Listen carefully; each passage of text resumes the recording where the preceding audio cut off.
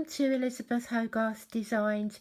If you are a subscriber to my channel, my apologies that I haven't been around much over the past few weeks, but I've had COVID and it's taken me a little while to recover, but I've come back into my craft room, and what better way to get crafting again than with a Graphic 45 project. I've tried something new with this Charmed collection from Graphic 45, but let me quickly show you the papers that we're working with. I've kept one of everything so that you can see, but I have to say that it is an absolutely stunning array of imagery and colours. I've got a few ideas as to why I like it, which I'll share with you in a minute, but you'll have to let me know in the comments. You can see the vibrancy of the colours of the plum and the deep tangerine and the lime green. I love this page with the black and the orange. It works so well together. It's hard to cut into these papers, but when you do, there's just so much within every single page, and it all works perfectly together. So I was gifted this set because I'm a brand ambassador, but I did buy a few extra pieces as well. But I also love this range of patterns and solids. So you've got a couple of sheets of black with your stars and your cobwebs on the back. A couple of sheets of this pumpkin orange, which also goes really well with your oxides. But this, buying the patterns and the solids, will really help to extend the life of your main collection. And you can see again the graphics on the purple work so well together. I treated myself to the Charmed journaling cards, and I'll show you more of those in a minute, but you can see how the 12 by 12 papers are depicted in all of the cards that you see here, and also with the ephemera. I've got lots of bits of this left because I've added some of the scraps from the main collection, and my absolute favourites is this adorable little set of stamps, particularly this witch here. Wait till you see the things that I've tried with her. I also added this particular set of ribbons, which are hues of purples and lilac, and the trims are of a really high quality. But if I just pop it there, you can see my favourite thing of how they coordinate so well together. Just a few more things that I've used in my project today. I thought if I go through them with you quickly now, then I won't have to stop too much once I get crafting. So I bought this shadow box album from a UK company called Oakwood Direct. It's probably something that you can make up yourself. I don't pretend to be an album maker. It's a craft that I could easily step into, but then I would get so distracted and I would need many more things, as all crafters do. I've also been using some shrink plastic from Sizzix with a few of the stamps, and I'll show you how that works. I've got out my collection of Graphic 45 hybrid inks. I found that the brick red worked particularly well, but I've also been using the VersaFine Clairs. So I've got the Monarch and the Nocturne. I would also recommend, if you have it, this is a very, very old pad and it's actually dried up, but the stays on in any of the colours would be perfect for the shrink plastic project. I've also used some of the Sizzix luster waxes in bronze and gold. I've been playing with the embossing powders, which is the Wow Metallic Flame. It will all become clear as to why. And the embossing inks. And I also found some old MDF pumpkin shapes that I think I got from somewhere like The Works. These sorts of things always come out around Halloween, but I've been making some embellishments, and I'll show you a few really neat tricks that you can do with some of these items. This is the project that I would like to share with you today. I must say I am not a scrapbooker or an album maker, but if I want to get back into crafting, these are the sorts of projects that I like making for myself. I've been a big fan of Graphic 45 for a very long time, and it's because you end up making really personal projects that are family keepsakes. So this is going to end up being a recipe book for my sweet treats that I make at Halloween time, you know, like fudge and toffee apples and things like that. And I thought that I could use some of the journal cards to put the recipes on. But this is the album itself. I've used a variety of the papers. I've used the journals in here. And you can see that the album consists of 2 shadow box frames that you then turn into the front and the back covers of the project. So you've got another journal in here. This is some of the ephemera, and then I have added some of those pumpkins that I showed you earlier, and I'll show you a really neat trick on how to colour them up. And then if you look up here in the corner, you might be able to see a little stamped witch.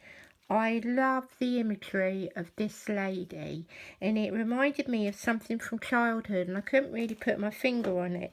So I should say that I don't keep all my childhood books, but there are a few that really were classics even when I was growing up. But I think it's probably where my love of colouring and imagery and all of those sorts of things came from. So if you look at this lady here, I went back to a book that I used to read as a child, and it was Christmas Tales by the Christmas book by Enid Blyton, illustrated by Treya Evans. Now the book was printed here in 1962. That's older than I am, but look at the imagery in here, and it's just something that's always stuck with me, particularly, let's have a look, see if I can find, and I used to trace these images using greaseproof paper and then do the old carbon trick and then colour them and use them as Christmas tags and Halloween tags. So isn't it remarkable how just an image can remind you of something? So you've got the jester here, and it's almost like these images here, and you may or may not see it, and I might be giving you too much information, but I wanted you to see that book and also this book here. These are the Dean's illustrated. This was the, you can tell how much I loved it, but I read these books all of the time. But look at the elongated figures. If someone could do stamps of these now, I would be in heaven. So that's a little bit of why I love images like this and why I developed my love of crafting, because I just loved it as a child. I loved cutting paper with scissors, and I have to say I still get that snippy feeling when I cut into these particular papers. It doesn't happen all the time, but it always does with Graphic 45. So here's a little charm that I made using the shrink backed plastic, and I thought that was quite a neat little trick. But this is the book itself. I'll try and show you as much as I can. If you do have any questions, of course, please do leave me a note below, but I will say once again, I am not an expert at this. I just did it because I wanted to get back in my craft room, and this collection, Charmed, really appealed to me. So eventually, my recipes are going to go where the journaling cards are, but you'll be able to see what a great variety that you get. So I made a pocket here, that's one of the smaller cards, and some of the papers. And then I slipped in a tag. There's probably album making terminology for all of these different things, so if I make any more, then I'll have to find out more from my fellow Graphic 45 brand ambassadors, but I was just making pockets in a way that I always have done. I've used some die cuts here with making a spider's web, and I also stamped into the little witch. So I use the orange paper, which is a good trick. If you don't want to colour in everything by hand, you use the coordinating paper and just stamp on it with black ink, and then cut it out, and then you'll see that everything mixes and matches. I also stamped out the little witches onto the shrink back plastic. Some of them are more successful than others, but I tried colouring them in. We're using the pens that I have, but you probably would need to use StazOn ink to get a really good effect. But here I've made a little pouch, and then here I did a flip down, I think you call it. I just enjoyed crafting and making it, and if it inspires any of you to give it a go, then that's a good thing too. So this is like a drop down, and then I've added another pocket, and as I say, in time these will just be different slip pockets that I can add different recipes to. I stamped a row of the pumpkins, and I use some people call it the excess, but it's the strip at the top of the 12 by 12 papers, but it's still such good quality that I stamped over the top of it, and I think that works really, really well. Turning over, I then got my embossing folders out. So this was just standard purple paper, and then I got the bubble embossing folders out because I thought they were quite relevant, and added some of the gilding wax to it. And then I took one of the papers and then I cut around the imagery and then sealed the edge, and then I made myself another pocket here.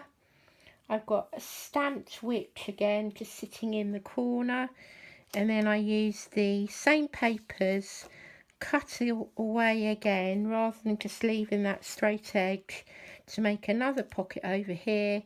Use the extra fussy cut to add some detailed here, and then here is where I stamped out the Charmed lettering, and the detail in that is magical. Turning over, I made a couple of pockets, and then you've got some tags in there.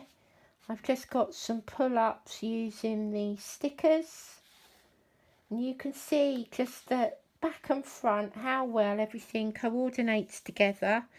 These are some of the cutouts that I've made, and then I've used the stickers that also come with the collection, which are very, very versatile. Some of these back here are stickers. We've got stickers here. You've got stickers at the back here. Yeah, and you've got another sticker on here. So within the collection you've got stickers, and you've got the ephemera and the journal cards. Most of my pockets are just simple slip-ins that I've added a cutout to, and you can see again how picturesque these journaling cards are. and keep going. I've made another type of flap down, or you can pull it down, and then I've made some extra flaps here with the matching paper. And again, I can add more recipes here. There's another little sticker with one of my favourite imageries. You've got the cutouts and the stamps, and then the scraps you can add on to the pockets. So nothing is wasted when you've got a collection like this. This is another flip out card. So I've added a pocket in here, and then another pocket at the top. So I've got plenty of spaces to add 2 or 3 recipes to each page. You've got your little witch and the stamp again, and then you've got more stickers. So everything coordinates together. I've made a little card here that flaps up. I really love this this is one of the border pages. So you had 2 or 3 borders on the page, and then you can cut along and you can cut down. And I think that works really, really well. But I love the deep orange and the black together. I added 2 journaling cards into a bar here. And then I've added some corner holdalls here with more witches. You can add another one into here if you so wish. By this point, I was trying to stick to having one set of the pages. So I was using the scraps and then doing half and half. And I think in a way I like this effect more than just doing one bold colour.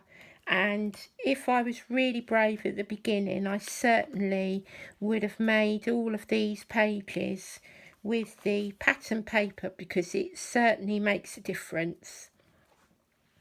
Over here I've got some more pockets, so I've got a slip in here, a slightly bigger one here. So everything, all the time I'm just making use of all the little slide in and slide out pockets. And then this was an overall envelope, and then I added another little tag in there. And you keep on going. I've got the shrink plastic charm in here, some more easy pockets behind the back here. So I've got 1, 2, one behind the other, but they hold these journaling cards really well. And again, I've added scraps here, so you're using every single piece of the paper. So you've got another 2 pockets in there. And then we reach the end of the album, and we've gone a bit darker here. I think the more you do, the better you get, but that's the same with everything. But I certainly enjoyed making all the different envelopes and thinking of different ways that I could put my recipes into the album. So then you reach the end, and it's done in the same style as the front. So you've got like a 2D shadow box, and I cut down all the strips, and then added the wider ones to the side and added some more ephemera, and then I added a couple of sheets of card just to strengthen the spine. That is my first Graphic 45 album. I hope you enjoy looking through it as much as I enjoyed making it. But now I'm going to quickly show you some fun ways of adding colour and making your own little embellishments. Let's look at the MDF pieces first. You are going to be using a heat tool with this, so do take extra care. We don't want you setting your craft room alight. You need some embossing ink, clear embossing ink, and I've got some metallic flame embossing powder. Any brand will do, but I particularly like the Wow products. And then afterwards you'll need some luster wax or gilding polish, something like that. I've got gold. You might need something to hold the MDF with. And then I've got some cardboard paper, just to put away the embossing powder. So I tend to do 2 or 3 at once, because while one is cooling I work on the next one. So you want plenty of embossing ink on your pumpkin, and then we're going to add the embossing powder. And again, you won't need much. I've had this embossing powder quite a few years, but dab it off, and then you can get the next one ready.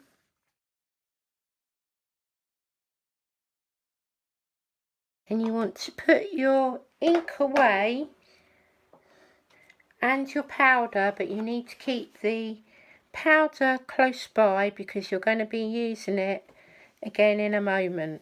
I'll bring the camera down a little bit. I've got the heat tool on a low setting, but if you've got to go high, then just keep an eye on it.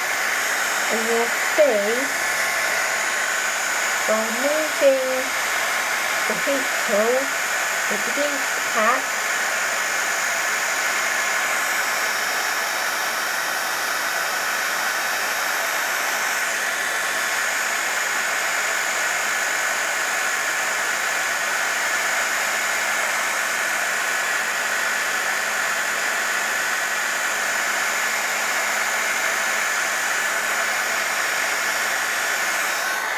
And keep the heat tool on at this point,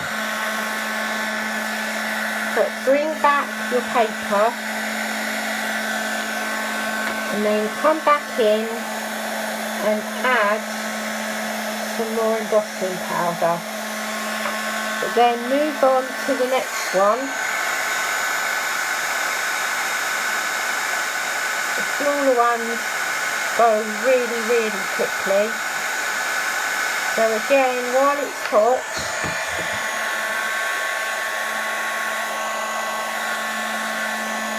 add the embossing powder and work on the third one. I've got a protective mat on the table here. If you don't have anything like that, hold the embossing piece in the air and then it won't heat up too much.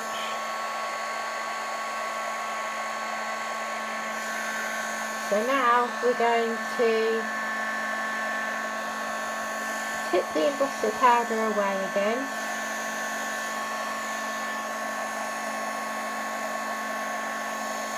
You can leave more on there if you want.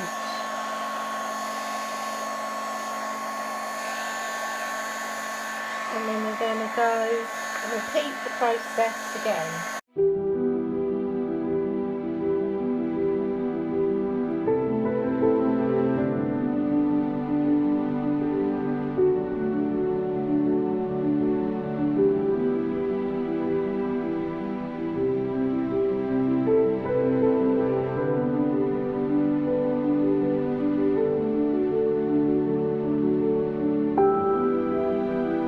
Hopefully you can see that the more layers you add, the greater the colour and the depth of finish. So that's the larger one, and then you've got the two smaller ones.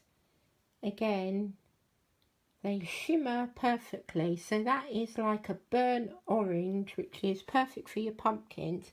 But if you want to add a little bit more of a gold shine, leave these to dry completely. So while we wait for them to cool down, I'll show you how to make the most of the shrink plastic. So here we have a small part of the shrink plastic. You really don't need a lot. I think it's simple to use. There are probably tutorials on it, but I just had a play to work out what you need to do. So I have found that you can stamp on, there's a matte side and there's a shiny side. The end result looks nice on the shiny side, but to stamp you almost have to work from the back, so you do need to bear that in mine. There's like a matte film on it. You'll also need your stamps. You need your stamping block or platform, and you'll also need some thicker, the older style stamping block, something that is got some weight on it, because you need to be able to flatten the shrink plastic as you heat it up. Stamp pads will work as well, but you would certainly need quite a few of them. You may need some sort of pick-up tool, but it's not strictly necessary, but we'll see how we go. This works differently every single time, but it's a great fun way of making your own embellishments. So we'll go with the very cute little witch again. As I say, I think you would be better off with a permanent ink, but I don't have those in my stash currently, so I was happy with the results that I got from the Graphic 45 hybrid inks.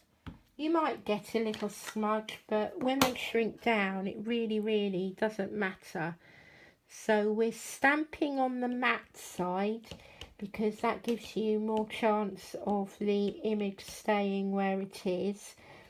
Don't be in a hurry to lift up the block. It's not like stamping a ticket. Give the stamp time to work.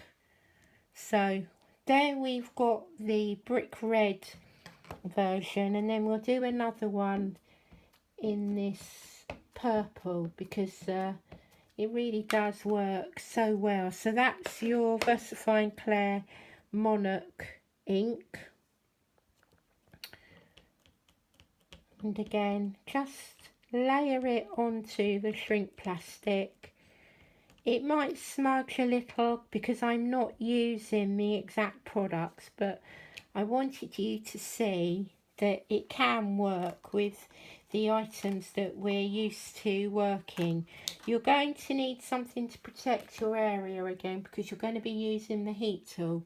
But just look at that. Can you see how wonderful that imagery is? And there's the brick red version. I did try making these where I cut the tag first and then I put the little witch on top, but I quite like the effect of a little bit of fussy cutting. It doesn't have to be perfect, but also keep hold of all of these scraps, because you can use every little piece. So I'll just go ahead and fussy cut the little witches out. Try and keep your hands away from the image, because as I say, this ink is wet. So obviously if you've got the right ink, you probably are not going to have any of those troubles, but I wanted you to see that you can work with what you've got. If you can at this point, try and get your heat tool up and running. Again, you can do it on full speed, but I found that I have more control when I went on the lower setting. So again, I brought the camera down so that you can see the magic when it turns. Who knows what's going to happen, but make sure that you've got your blocks ready, because you're going to need them to flatten out the imagery. Keep the heat tool moving all of the time if you possibly can.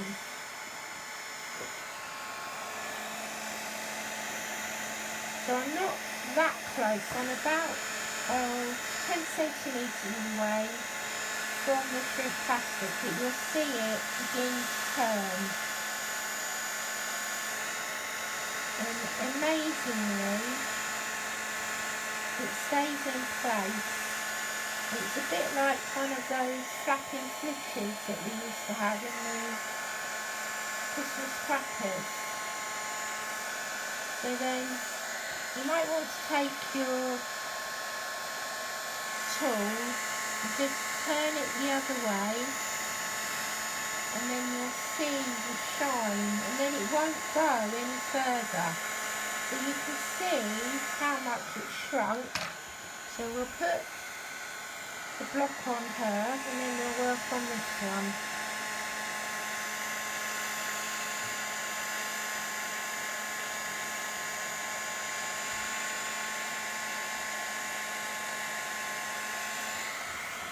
And turn it over just to give it a fighting chance to flattening out.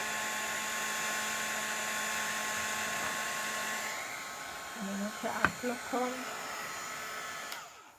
So we'll take the blocks off and you'll see in a matter of seconds you've got yourself the most adorable little witch embellishment. And again in the purple. So because you've stamped it, you can have them facing one another because you've got a left and a right. But that's the matte side. I hope you can see. That's the matte side. And that is the glossy side. But it's amazing what you could do with a stamp and a little bit of shrink plastic. So there we have our little witches. And then our pumpkins are cooled down now. So we're going to take a little bit of the luster wax. And again, I'll bring the camera down again so that you can see.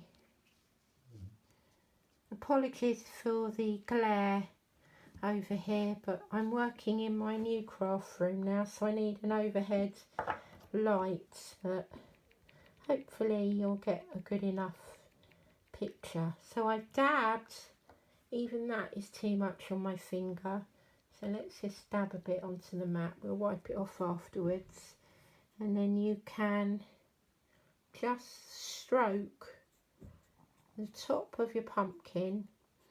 You might not want it everywhere because you still want to be able to see the embossing powder, which was already shiny, but you can see how that little extra bit adds to the beauty of that glaze.